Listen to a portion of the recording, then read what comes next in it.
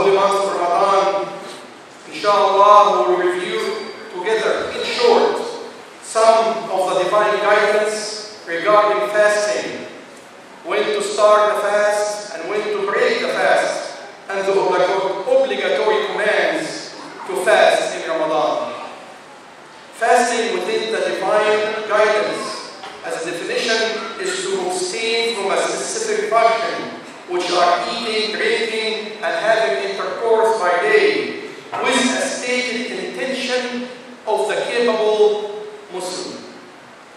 Stated intention is the objective of the divine law. Very important point. Stated intention is the objective of divine laws, as this is what separates habits from worship. When somebody fasts because he is not able to eat or in a hospital, that is not fasting. The stated intention of fasting is what the goal of the divine laws. The assigning of days of the daytime for fasting is to contradict also the habit, which is the foundation of worship. There are certain things you do naturally, but the intention behind it is what actually separates between, again, a habit and a worship that is dedicated to the Almighty Allah subhanahu wa ta'ala. Purity, for example, purity from the monthly cycle and the purity from the recovery time for the delivery for the females is a condition for them to be able to fast in Ramadan. Dear brothers and sisters, Allah subhanahu wa ta'ala, the Almighty, appointed the month of Ramadan to fulfill the fourth obligatory pillar of Islam, which is fasting, and establish its mandatory status, its obligatory status in the Quran, in the Sunnah, by the agreement of all scholars, that there is no confusion about the obligatory status of fasting in Ramadan. In the Quran, Allah subhanahu wa ta'ala said in Surah Al-Baqarah, Allah subhanahu wa ta'ala said, "O who you believe, fasting is prescribed to you as was prescribed to those before you, that you may attain taqwa, that you may be mindful of Allah subhanahu wa ta'ala." When Allah subhanahu wa ta'ala said prescribed to you, means it's ordained to you. It is not a choice, it's something ordained for you. Allah subhanahu wa ta'ala also in the same surah, He said, "So whoever of you witness the month, let him fast." A clear command from Allah subhanahu wa ta'ala. In the Sunnah of the Prophet Muhammad, peace be upon him, it was narrated that the Prophet said, Islam built on 5, witnessing that there is no deity but Allah, and Muhammad is his messenger. Perform prayers, give out zakat, fast Ramadan, and perform pilgrimage by whoever is capable. Imam Ahmad also narrated in Muslim and Authority of Abi Umama, we have agreed with him, that Muhammad, peace be upon him, said in his farewell sermon, when he announced to people that they might not be able to see him again. Somebody asked, "O Prophet of Allah, so what are we going to do? You are not going to be around us, the revelation will not be there. What do we do?" The Prophet Muhammad, peace be upon him, responded, "Worship your Lord, pray your 5 prayers, fast your month of Ramadan, perform pilgrimage, and give out your zakat willingly, with love. Give out your zakat willingly, and then you enter your Lord's house, heaven, inshallah, with His will." So the Prophet also recounted the same 5 pillars of our faith. All scholars agree that fasting Ramadan is obligatory, and he who denies it is a disbeliever. And that you can add to all the undeniable benefit of fasting to the body, inside and out, to your soul and to your body, physical body also.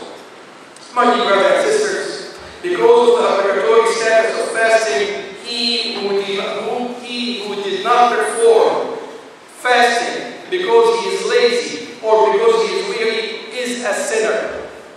He recognizes it, but he doesn't perform it because he's tired or whatever reason, is considered a sinner, committing an offense greater than adultery or all other obedience. And he who does not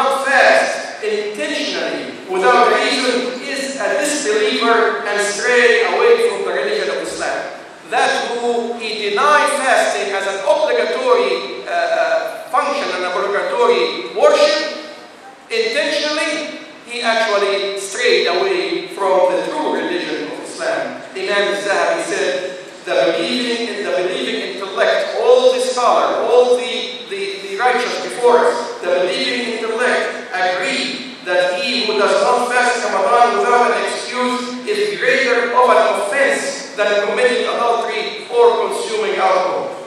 His face is doubted, and thought of as a wicked hypocrite.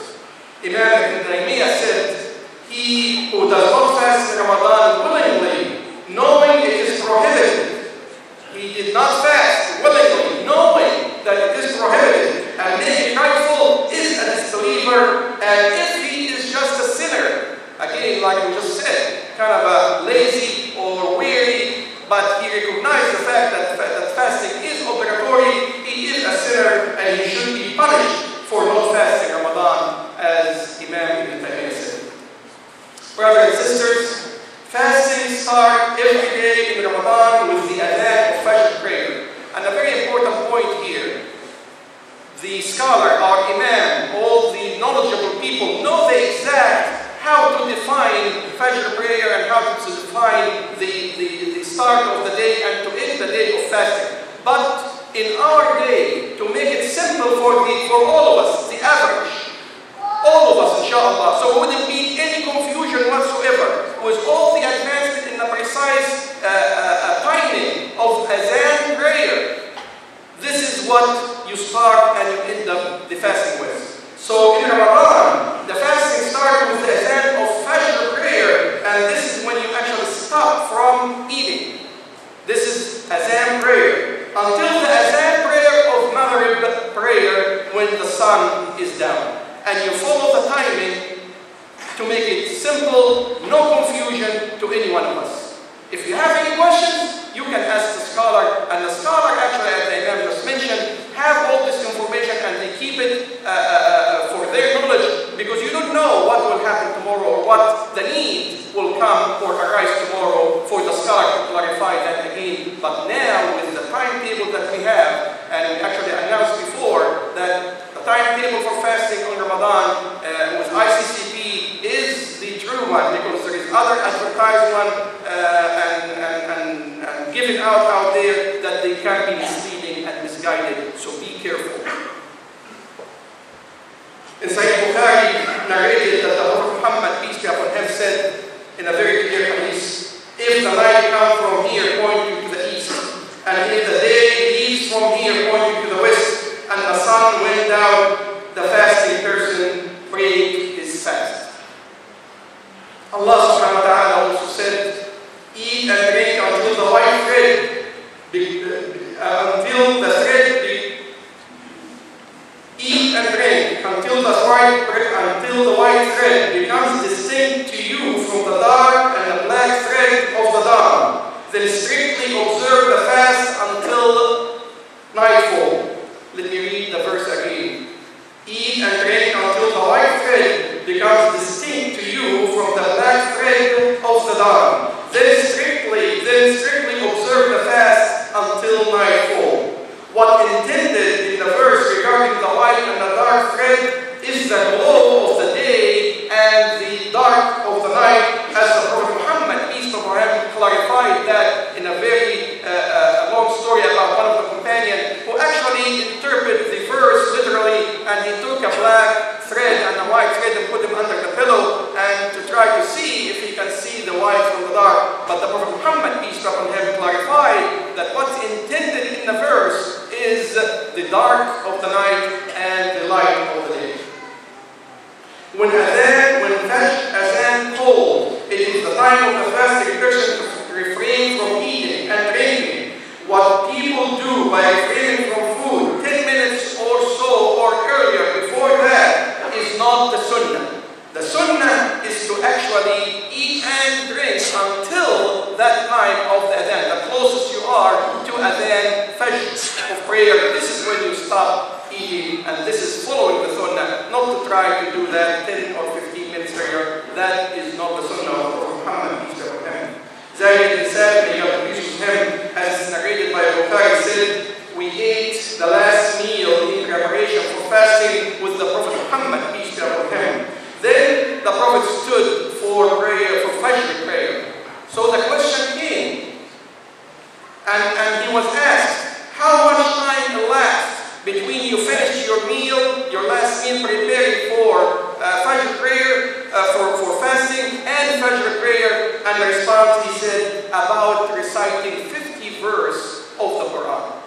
about that time. He did not have a watch back then. So how long it will take you to recite 50 verses of the Quran? It is the time between you finish your last meal and when the Prophet Muhammad, peace be upon him, stood for fast prayer. The same guidance applies when the azan for Maghrib prayer is pronounced. It is for the Muslim to hasten breaking his fast. So as you hold your eating until Fajr prayer call, when the Maghrib prayer call adhan, this is when the time you hasten to actually break your fast and eat something at the time. The Prophet Muhammad, peace be upon him, said, people will stay blessed and in goodness as long as they hasten breaking their fast. Some delay breaking the fast to see the dark night, waiting about 15 again or minutes or so after Maghrib prayer to break their fast, and this is not the sunnah of Muhammad. Imagine that the Prophet clarified that the Jews used to delay their fast, and he did not want us to do anything like it. My dear brothers and sisters, because of the importance of being consciously aware of the time of fasting, he who without an excuse breaks his fast intentionally before the call of the Maghrib azan commit a big offense. Don't take these things lightly. Imam ibn Huzayman ibn Hibban narrated on the authority of Imam al-Bahrain that the Prophet Muhammad, peace be upon him, in a hadith related to what he saw in a dream of the different kinds of punishment in the hereafter. He said, the angel accompanied me as I saw a group of people hanging by their feet with bleeding open wounds in the corner of their mouths and in their cheeks. The Prophet asked, who are they? What did they do? And the answer came, they are people who broke their fast intentionally before the night time, or before the rightful time, before actually sunset. So they fasted all day, and they kind of did not pay attention and broke their fast before the actual rightful time. Fasting, my dear brothers and sisters, is a major trust between the servant and his Lord. A major secret, a secret between you and your Creator who ordained this function for you. So let us all in our fast follow the guidance of the Prophet Muhammad, peace be upon him, in secret and in public. Let us all, inshallah, seek to know and understand correctly all the divine guidance of fasting. It seems simple questions, but sometimes our ego and our vanity prevent us from asking. Ask, we have Imam, we have a knowledgeable scholar in our masjid, come and ask. This is a very major information and knowledge that it is your duty to actually seek and to know, so you actually be clear about anything regarding the fasting. So let us all, inshallah, seek to know and understand correctly all the divine guidance of fasting. Let us all become familiar with the excuses that allow not to fast from travel, sickness, and all other hardship. Let us all inquire. Let us all ask about the divine guidance regarding making up for the lost days of fasting and how we can compensate for that by fasting or by making up with these. These are questions and these are responsibility of each and every one of us, inshallah, to know.